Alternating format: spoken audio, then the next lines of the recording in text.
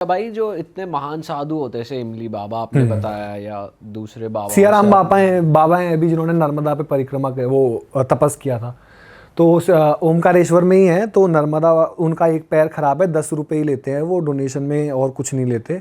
तो एक पैर पे टांग पर जीवित हैं अभी, एक टांग पे झुके झुके रहते हैं लंगोट पहन के, बहुत आई थिंक 95-96 उम्र है। एक टांग पे तपस्या करी थी सियाराम बाबा ने, और आप ऐसा मानो कि डैम है नर्मदा के पीछे, तो गवर्नमेंट ने बड़ा हटाने की कोशिश करी। एक पत्थर पे जाके वो तपस्या कर रहे थे कि हटा पानी छोड़ देंगे, ये कर देंगे, तो वो तो हिले ही नहीं। तो गवर्नमेंट ने बोलते हैं कि पानी छोड़ दिया था डराने के लिए एक उसका ना। अच्छा। तो नर्मदा माता सब जगह से गई, घाट भर गए पूरे, पर उस पत्थर पे पानी नहीं आया। ओ, तो वो बहुत ही माने हुए, मतलब वो जैसे नीम करोली बाबा का हमने नाम सुना है, आज के टाइम पे हम लोग अपने प्रेमानंद बाबा देखते हैं, तो ऐसे ही वो मध्य प्रदेश में आप जाओगे तो वो और ही बड़े साधु हैं। मैं पूछ रहा था उनका लाइफस्टाइल क्या होता है, उनकी दिनचर्या क्या होती है, और आप जब उनसे मिलते हो, क्योंकि हमने ऐसा सुना है कि जो इतने सिद्ध होते हैं वो लोगों से थोड़ा दूर हटके रहते हैं, और हम आम लोग उनका टच भी नहीं बर्दाश्त कर पाएंगे, वो किसी को टच भी नहीं करते। हाँ। तो आप उनकी कुटिया में रहते हो, तो वो कैसे हो पाता है, वो क्या बात करते हैं और कैसे दिन बिताते हैं? मोस्टली तो निरंतर नाम चलता रहेगा, मतलब जैसे भी जिस भी अच्छे साधु के पास में गया हूँ वो निरंतर नाम लेता रहेगा, चाहे वो राम नाम लेगा, नारायण नाम लेगा, महादेव का नाम लेगा, निरंतर चलता रहेगा। मतलब बातें कन्वर्सेशन चलती रहेंगी, या खाना बना रहे हैं तो राम राम राम राम चल रहा है, फिर एकदम से भगत चल पानी उठा दे, राम राम राम राम राम राम। कुछ बातें हो गई, रोटी कितनी खाएगा बाबा? दो नहीं, इतना चल के आता है, 4 रोटी का, चल राम राम राम, निरंतर चलता रहेगा। उनका बड़ा वो है। और उनकी दिनचर्या बहुत ही, जितनी भी साधु मैंने देखे हैं, सुबह 4 बजे उठना है, योग करना है, स्नान करना है, सबसे योगा करते हैं। वो जो इंगली वाले बाबा मैं आपको बता रहा हूँ, I think he is 80 something, दिखने में वो ऐसे लगते हैं वो 55-60 के हैं। और भोजन उनका वही है, एक टाइम होगा किसी का दिन में, या 2 टाइम भी होगा, सुबह या शाम का होगा, तो पर वो खाना अपने हाथ से ही बनाएंगे। अच्छा। अगर मैं मदद करना चाहूँ तो ज़्यादा इतनी कर सकता हूँ कि सब्जी काट दी, कुछ कर दिया, बट खाना वो उनकी धुनी होती है, उन्हीं की धुनी में अपना वो खाना बनता है, उसी में वो खाना खाएंगे, आपको देंगे ऑफ कोर्स, बट आप बनाने वाला बहुत कम है। कि मतलब असली साधु जो मैंने देखे, पर जैसे आप उनके साथ रह रहे थे तो साधु ये भी होता है कि गुस्सा भी जल्दी आ जाता है उनको, तो कुछ कभी ऐसा हुआ आपने कुछ गलती कर दी और गुस्सा आ गया? गुस्सा हुआ था एक बार मेरे साथ, भीमा शंकर में हुआ था। तो मैं जिनके साथ रहा था, पुजारी बाबा, वो तो कभी कभी दिमाग में ना ज्ञान बड़ी बेकार चीज़ है, जब इंसान को लगता है ना वो मेरे को इतना नॉलेज आ गई है, तो आदमी घमंडी होने लगता है कभी कभी। हाँ। तो मेरे को याद है, तो मैं पुजारी बाबा थे उनके पास रहता था, तो एक बाबा मेरे को दर्शन कराने लाए, भीमा शंकर, तो बोले कि यार तेरे को एक और साधु से संत से दर्शन कराता हूँ, बड़े हैं बाबा, ये है वो है। तो गए तो उनके बड़े सेवक थे, चाय आ रही है, ये हो रहा है, और ऐसे गद्दी स्थान पे बैठे हुए हैं। तो मुझे गद्दी वाले साधु संत में बहुत कम मिला हूँ, समझ रहे हो। मेरे को ऐसा लगता है कि अबे यार किस बात का साधु संत, अगर ये सब कुछ कर रहा है, अगर गद्दी में बैठा हुआ है, 4 लोग का मटेरियलिस्टिक 4 लोग कर रहे हैं, और कुछ भी बोल दे, इधर आ कोई आया, इधर से पुराण पढ़ा, इसे ये करा, तू ये मत कर, तू ये काम कर, तो गरुड़ पुराण पढ़, और तू जाके चाय बना। अच्छा। यहाँ तो ऑर्डर चल रहे हैं। मैंने उनसे पूछा कि मैंने कहा मैंने सुना है कि, मैंने कहा बाबा से ना सवाल पूछ लूँ, ठीक है, मन में आया, तो मैंने कहा भी यार साधु है तो उत्तर तो दे ही देगा। तो मैंने बोला कि तर्क करते हैं, तो मैंने अपना एक मन में घमंड जैसा जागरूक होता है नॉलेज का, तो मैंने बोला बाबा यहाँ अर्धनारीश्वरी के ऐसे रूप में शिव शक्ति ऐसे बैठते हैं, तो क्या? तो ऐसे यूं देखा मेरे को, बोले मुझसे क्या पूछ रहा है, तुझे नहीं पता? कह रहे ज्यादा ज्ञान वाला बनता है, बता शिव और शव में अंतर क्या है, बता। अब मैं ऐसे हो गया, मैंने कहा मेरे को नहीं पता क्या अंतर है बाबा, मेरे को पता है। कहते ज्ञानी मत बन, प्रसाद खा, नाम जप कर और जा। ज्ञानी, यहाँ ज्ञान का काम नहीं है, यहाँ सिर्फ नाम का काम है, चलता बन। तो वो, और मैं समझ गया कि वो उन्होंने मेरे अंदर झांक लिया कि बेटा, कि हाँ, कि ज्ञान का तर्क अगर तू मेरे से करेगा तो समझा दूंगा, मेरे से ज्ञान का तर्क मत करना।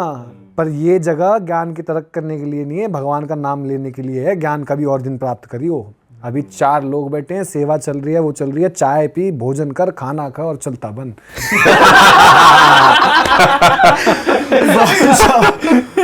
तो साधु हैं ऐसे, क्रोधित हो जाते हैं बिल्कुल एकदम, मुंह पे कर देते हैं। तो क्योंकि उस दिन इनको पता चला कि गांव वालों का रिश्ता और साधुओं का रिश्ता एक जो नॉर्मल रहते हैं ना, वो भी बहुत अलग है। उठना बैठना एक कम्युनिटी टाइप है, तो हर साधु अलग है। जैसे मैं अघोरियों के साथ नहीं बैठता हूँ, मेरा अघोरियों के साथ नहीं है। शमशान पे, काशी पे कोई मिला तो दूर से प्रणाम करके आप चले जाओ, क्योंकि मेरे को लगता है मेरी वो एनर्जी नहीं है कि मैं अघोरी के साथ बैठूँ, उससे सवाल करूँ, बातें करूँ कि बाबा क्या होता है शमशान में खोपड़ी में, मेरा नहीं है वो। कभी नहीं कोशिश करी आप? नहीं, ये सब बहुत ही। काशी में मिले आपको अघोरी? हाँ, काशी में मिले हैं, मणिकर्णिका घाट पे मिले हैं। तो मणिकर्णिका घाट पे ऐसा सीन हुआ था कि एक साधु शायद तपस कर रहे थे मणिकर्णिका घाट पे, और शमशान पे बैठ के ही तपस कर रहे थे। तो काले वस्त्र पूरे पहने हुए हैं, सब कुछ। तो मैं उनको ना देखने लगा। अब 5, 10, 15, 20 मिनट, क्योंकि एक अट्रैक्शन होता है ना कि भाई चिता पे बंदा बैठ के मेडिटेशन कर रहा है और मैं दूर से उनको ऐसे टेढ़ी नजर से यूँ देख रहा हूँ। और आप मानो नहीं कि उनकी कितनी स्ट्रॉन्ग शायद सिद्धि या पावर होगी कि उन्होंने आंख ऐसे खोल के मेरे को बस यहाँ नहीं देखा, वहाँ नहीं देखा, सीधा मेरी आंखों में यूँ देखा है कि भंग कर रहा है तू मेरी, वो देख मत, चलता बन। जबकि आप उनकी डायरेक्ट नहीं, ऐसे बैठा हुआ था पीछे यूं करके। बट वो शायद ऐसा होगा ना कि हो रहा होगा कुछ एनर्जी कोलैप्स से, कुछ तो ऐसा हो रहा होगा कि मैं अट्रैक्शन में डूबा हुआ हूँ और मैं ऐसा कि देखे जा रहा हूँ, अघोरी को देखे जा रहा हूँ कि शमशान पे लाश है, किसी का पैर पड़ा हुआ है मणिकर्णिका घाट पे, किसी का हाथ पड़ा हुआ है, और ऐसी जगह वो इतने काले वस्त्र पहन के निरंतर जो भी जाप कर रहे हो, मुझे क्या पता। बट उनको खटक रहा होगा क्योंकि कोई भी आ रहा है, देख रहा है, फोटो लेकर चले जा रहा है। पर मैं आधे घंटे कंटिन्यूअसली देख रहे हो, तो भंग हो गई उनकी तपस्या। हाँ, भंग या कुछ हो रहा होगा उनको। तो बस ऐसे भंग तो क्या ही करूंगा मैं, पर उन्होंने देख के ऐसे कि एक बार इशारा किया तो मैं समझ गया। मैंने कहा अभी कल्टी मारो यहाँ से वरना दूर दूर से ही कुछ कर देंगे। दूर से ही कुछ कर देंगे। तो जो पावरफुल साधुज हैं, इनके साथ बैठना मैं अवॉइड करता हूँ, क्योंकि मेरे को लगता है कि जैसे जो नॉर्मल साधु है, राम नाम जपने वाले, भजन करने वाले, जैसे एक साधु मेरे को मिले थे, तो जूनागढ़ में गिरनार एक पर्वत है। तो वहाँ पे एक आरती होती है। तो मैं गिरनार में जाने से पहले तो गुरु दत्तात्रेय महाराज की पूजा होती है वहाँ पे। तो अब गुरु दत्तात्रेय महाराज के बारे में मेरे को पता नहीं था, तो मैं गिरनार जा रहा हूँ, तो मैंने ऐसे बोला यार गूगल देखूँ, पढ़ूँ, क्या करूँ। तो रात को जिस आश्रम में मैं रुका, वहाँ पे उस रात को जो संत थे वो गुरु दत्तात्रेय की पूजा कर रहे थे। तो वहाँ से मैं इंट्रोड्यूस हुआ जूनागढ़ जाने से पहले कि अच्छा, और वो रह जाता है मन में, क्योंकि जैसे वो गा रहे थे ना, श्री गुरु दत्ता गिरनार पे तप करे, श्री गुरु दत्ता गिरनार पे तप करे। तो ये लाइन बार बार मेरे मन में जा रही है, बार बार मेरे मन में जा रही है। क्या वो श्री गुरु दत्ता गिरनार पे तप करे, कि गुरु दत्ता गिरनार पे तप करे, गुरु दत्ता गिरनार पे तप करे। तो जब तक मैं गिरनार पहुंचा तब तक मेरे दिमाग में यही चल रहा है कि गुरु दत्ता गिरनार पे तप कर रहे हैं। तो वो एक मेरे को वो ज़्यादा अटेंशन लेता है मेरे लिए। भजन जैसे वही मिलने वाले बात है, कुछ भी करेंगे राम राम राम राम राम, कितनी रोटी खाएगा, 2 बार, 4 खाइयो, राम राम राम राम। तो वो बहुत ही ज़्यादा अलग है कि वो इतना एक नाम में या किसी चीज़ में डूबे हुए हैं कि वो मेरे को ज़्यादा भाता है। और आपकी जब यात्रा खत्म हुई तो भी कुछ साधु से इंटरेक्शन हुआ था आपका? हाँ, मेरा पुण्य मांग रहे हैं। हाँ, वो बताओ भाई। मेरा तो आई थिंक कुछ साधु मेरे को लगता है टेस्ट होता है, और मेरे सामने तो ऐसा ही है कि मेरे को लगता है कि यार टेस्ट ले रहे हैं भगवान मेरा। ठीक है, पर ये जब सीधे चीज़ें होती हैं तो वही है कि उनका उत्तर भी, जैसे ये हो रहा था जब मैं सोमनाथ भी कर चुका था और मेरे को सिर्फ द्वारिकाधीश जाना था। द्वारिकाधीश में मेरी यात्रा खत्म होने वाली थी और घर वाले आ रहे थे। तो इसका मतलब सब कुछ हो गया है। 2.5 साल की पूरी तपस्या जो तूने करी है, जो तूने करा है, उसका फल तेरे को मिलने वाला है। द्वारिकाधीश पे जाके तेरा सब खत्म होने वाला है। तो मैं बड़ा खुश गुजरात में था, गिर वाले रास्ते से मैं जा रहा था अंदर चलता हुआ। तो एक बाबा जी मिले, बोले बैठ जा, चाय वाय पी ले, ऐसा है। तो 2 साधु बैठे हुए थे, एक बड़ा चुप, कुछ पूछे नहीं, कुछ नहीं, आराम से बैठा हुआ। दूसरा पूछ रहा था यात्रा करी, कहाँ गया, कौन से मंदिर गया? तो बोले बाबा ये भी गया। अच्छा, फिर तू वहाँ गया आंध्रा में, कनक दुर्गा नहीं गया? मैंने कहा गया, कनक दुर्गा भी गया। अच्छा, तो कोल्हापुर गया? तो महालक्ष्मी, मैंने कहा सब गया। भीमाशंकर बोले हाँ। पूछते तो बोले कि साधु को क्या दे सकता है फिर? तो मैं बोला मैं कौन हूँ साधु को देने वाला, मेरे पास क्या है? मेरे को लगा यार जो 10, 20, 50 होती है। मैंने कहा कैश तो है नहीं, अगर होता हो इधर तो मैं पेट नहीं। तो बोले यार पैसा नहीं चाहिए हमको। तो बोले कि चल किसको मानता है भगवान को? तो मैंने कहा सबको। नहीं, बोले इष्ट कौन है तेरा, किसको मानता है? तो मैं बोला मेरे तो नारायण है। तो बोले कि खा कसम, चल बोल, हे नारायण मैं अपना जितना पुण्य कमाया है वो सब इस बाबा को दान करता हूँ। अच्छा। तो मैं बोला बाबा कमाया होगा पुण्य, क्या पता नहीं, पर कमाया है, फिर कमा लेंगे, कोई बात नहीं है। जब इतना चलें दोबारा चल लेंगे, कोई बात नहीं। तो मैं बोलने लगा, मैंने कहा हे नारायण। तो जैसे ही मैंने हे नारायण बोला तो बराबर में एक साधु जो बैठे हुए थे, चुप करके उसने हाथ पकड़ा मेरा ऐसा, बोला चुप, दूसरे साधु को डांटने लगा, तू इसका पुण्य मांगेगा, हैं ज़्यादा बनेगा तू, कौन तेरी क्या औकात की तू इसका पुण्य मांग ले, है तेरी क्या औकात, तू है कौन की तू इसका वो कर ले, वो 2.5 साल से आदमी भटकता हुआ आ रहा है, आज उसकी यात्रा पूरी होने वाली है और तू उसका पुण्य मांगेगा। तो उसने मेरी तरफ ऐसे देखा, साधु ने मेरे को ऐसे देख के और ऐसे सर पे हाथ रखा और बोले कि जब तुझे वरदान है कि आज के बाद तेरा कोई पुण्य मांगेगा भी तो भी तू उसे दे नहीं पाएगा, तेरी इच्छा भी होगी तो भी तू उसे दे नहीं पाएगा, जा तेरी यात्रा सफल हो जाएगी। तो मुझे लगता है कि करने वाले दोनों वहीं थे, सामने ही थे, एक मांग रहा था, एक ने दे दिया। पर वो परीक्षा होती है कि जब तू इतना करके आया, जब तू इतना मानता है, जब तू इतना सब कुछ करता है, क्योंकि अब मेरे को तो देखो मेरी कोई ऐसी नहीं है ना, जैसे साधु संत होते हैं कि कड़ी तपस्या में मेडिटेशन में बैठे हैं, एक पैर पे खड़े हो गए, कुछ ऐसा मेरा ऐसे नहीं है, मैं बस चल रहा हूँ।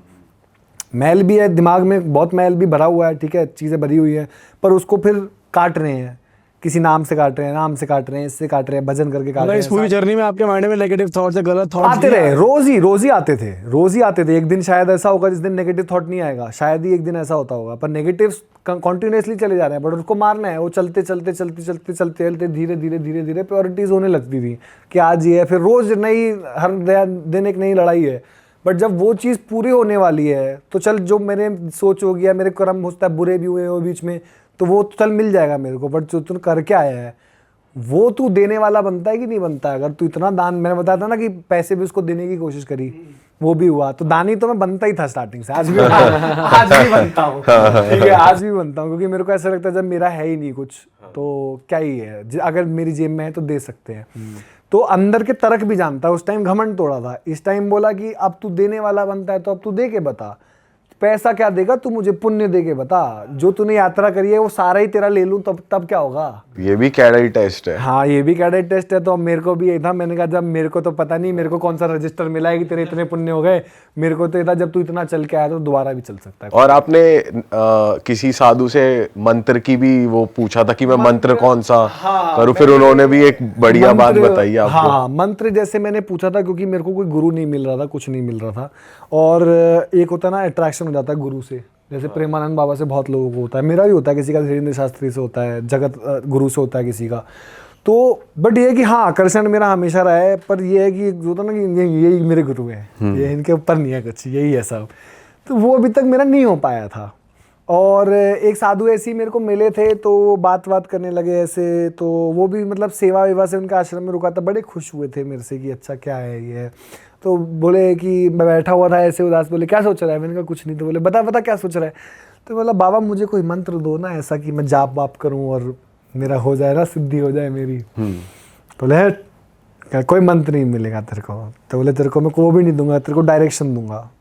बोला डायरेक्शन दोगे मतलब क्या है। तो बोले एक ही नाम है, उसके अलावा कुछ नहीं है, अब ढूंढ ले तेरा नाम क्या है, तुझे क्या पूजना है वो तुझे ढूंढना है, वो तेरे ऊपर है।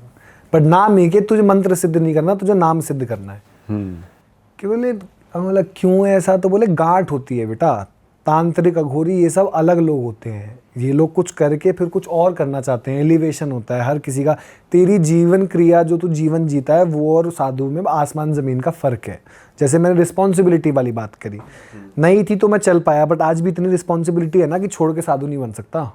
आज भी है ना कुछ मेरे को बांध ही रहा है ना, चाहे वो पैसा हो, मोह, थोड़ी कुछ ना कुछ तो बांध ही रहा है मेरे को, तभी तो मैं पूरा साधु नहीं बन पा रहा।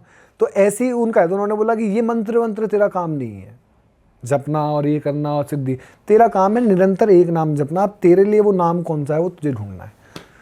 और फिर वो महाकाल ने मेरे को दिया, फिर राम नाम दिया। फिर वो एक्सपीरियंस भी बता ही दो। हाँ, वो भस्म आरती का ऐसा सीन है कि मैं गया था, तो मैंने घर वाले आए थे, तो मैंने अपने घर वाले से बड़ा चीख चिल्ला के बोला, मैंने कहा कुछ भी करो, जो भी हुक लगाओ भैया, मेरे को भस्म आरती कराओ अटेंड, ठीक है। तो बोलते क्योंकि पहले से कराना पड़ता था। तो मैंने कहा मुझे नहीं पता, हुक लगाओ और भैया मेरे महाकाल के दर्शन कराओ। आप तो चले जाओगे यहाँ से गाड़ी फ्लाइट लेके घर, मेरे को जाना है फिर चलते हुए। मैंने कहा महाकाल मेरे को बार बार मिल रहे हैं। मैंने कहा नॉर्मल दर्शन हो गए थे, मैंने कहा भस्म आरती करा दो मेरे को। तो उन्होंने जैसे तैसे करके पंडित पकड़े, बुलाया, कराया, बोले भस्म आरती। तो भस्म आरती जब हम अटेंड करे थे, तो जब उनका श्रृंगार होने लगता है ना महादेव का, तो महाकाल का जब श्रृंगार हुआ था, तो मैंने अपनी आंखें बंद कर ली, क्योंकि मैंने कहा यार अभी नहीं देखना मेरे को ऐसे इनको। मैं तो मन में सोचता रहा, कुछ मांगता रहा, कुछ परिवार के बारे में मांगा, कुछ ऐसा मांगा। तो जब सब मांग लिया तो आखिरी का पहिया बचा नाम। तो मैंने कहा सब घूम के आ गया। महाकाल तुम बैठे हो, मैंने कहा होने वाली है मेरी यात्रा, इसके बाद सिर्फ सोमनाथ द्वारकाधीश रह जाएंगे महाकाल के बाद। मैंने कहा मेरे को नाम दे दो, आप ही दोगे नाम। मैंने कहा बिना नाम के नहीं जाऊंगा मैं। अब मैं ना मेरे को गुरु मिल रहा, ना मेरे को कुछ मिल रहा, ना मैं ऐसा कोई साधु, ना मैं सिद्धि करना। मैंने कहा एक नाम मुझे दो। तो जब मैंने आंख खोली तो महादेव का जब श्रृंगार हुआ था पूरा ऐसा महाकाल का, उनके सर पे मुकुट राम का था। उस दिन उनको श्रृंगार राम का हुआ था। तो जब मैंने आंख खोली तो सामने राम थे महाकाल के। और ऐसा होता नहीं है, मैं 5-6 बार भी, सुबह भी आरती होती है तो मैं देखता हूँ कि उनका भस्म से वो बनाई जाती है, पूरे मूछे, पूरा श्रृंगार होता है, फिर भस्म रगड़ी जाती है। पर आप देखना कि वो दिन ऐसा स्पेशल था कि उनके माथे पे जो श्रृंगार हुआ था वो राम नाम का श्रृंगार हुआ था। भस्म आरती में तो मैंने भी अभी नहीं देखा, जैसे बस हमें भी मैं तो फोटो शेयर हो वंस जाती इन है अ वहाँ लाइफ टाइम में है वो चीज़ जगह। जैसे मणिकर्णिका घाट और काशी है, ऐसे महाकाल की एनर्जी भस्म आरती पे सबसे ज़्यादा प्योर एनर्जी है। नाम दे ही दिया उन्होंने आपको। नाम दे ही दिया उन्होंने मेरे को, ये तेरा नाम है अब तू जपता रहे। तो खाना बनाते हैं जप लेते हैं।